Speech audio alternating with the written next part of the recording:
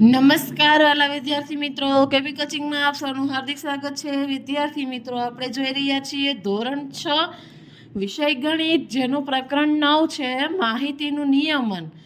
આજે આપણે જોઈએ સ્વાધ્યાય 9.4 આ જ્ઞાન ચકાસીએ। પ્રશ્ન 1, વિભિન્ન શહેરમાં વરસેલા વરસાદનું માપ મિલીલીટરમાં આપેલ છે, તેનો સ્તંભ આલેખ દોરો। અહીં આપણને 5 શહેરના નામ આપેલા છે, તેનો વરસાદ કેટલા મીમીમાં પડ્યો તે આપેલું છે। પ્રમાણ માપ આપણે લેવાનું છે 1 સેન્ટીમીટર બરાબર 20 મીમી।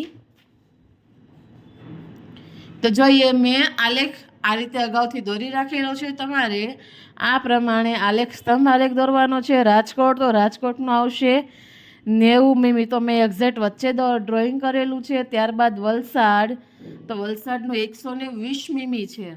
ભુજ, તો ભુજનું 60 મીમી આવશે, જ્યારે ભાવનગરનું 80 મીમી અને વડોદરા તો 100 મીમી। ઉપર તમારે લખવાનું છે પ્રમાણમાં આપણે જે આપેલું હોય એ જ રીતે લખવાનું છે। ઊભો છે તે વાય અક્ષ, આડો અક્ષ આવશે તે એક્સ અક્ષ હશે। આ રીતે તમારે દોરવાના છે। ત્યારબાદ પ્રશ્ન 2, 5 મિત્રોની ઊંચાઈ હાઇટની માહિતીના આધારે સ્તંભ આલેખ દોરો। અહીં આપણને 5 મિત્રોના નામ આપેલા છે અને ઊંચાઈ સેન્ટીમીટરમાં આપેલી છે। પ્રમાણ માપ આપણે લેવાનું છે।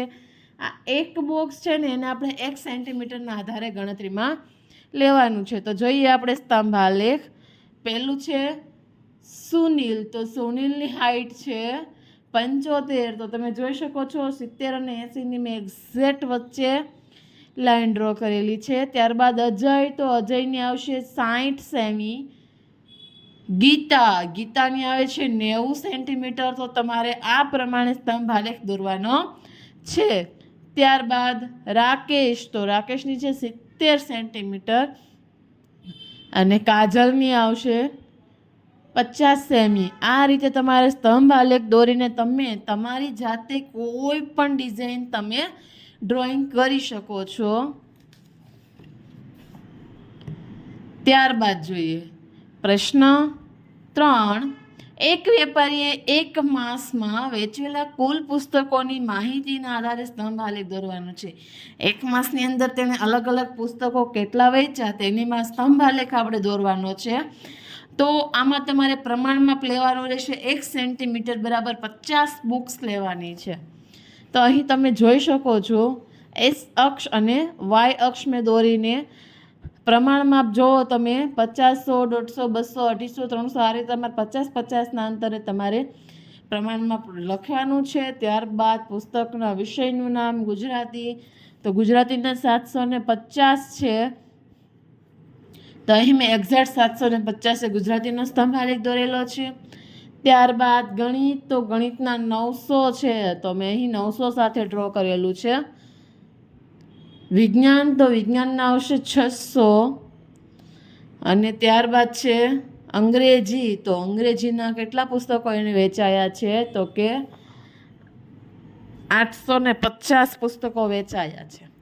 ત્યારબાદ સામાજિક વિજ્ઞાન, તો સામાજિક વિજ્ઞાનના અમને કુલ 700 પુસ્તકો વેચાયા છે। ત્યારબાદ છે સંસ્કૃત વિષય, તો સંસ્કૃતના એમને કુલ 500 પુસ્તક વેચાયા છે। આ પ્રમાણે તમારે સ્તંભ આલેખ દોરવાનો છે। ત્યારબાદ જોઈએ પ્રશ્ન 4, પ્રીતિ ધોરણ 6ની વાર્ષિક પરીક્ષામાં 100 ગુણમાંથી નીચે મુજબના ગુણ મેળવે છે।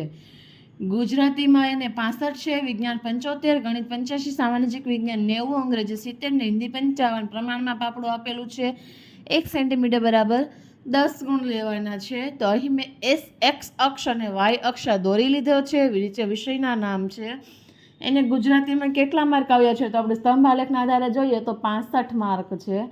વિજ્ઞાનમાં એને 75 છે, ગણિતમાં એમને 85 માર્ક આવેલા છે। સામાજિક વિજ્ઞાન, તો તેમાં તેને 90 માર્ક ટોટલ મળ્યા છે।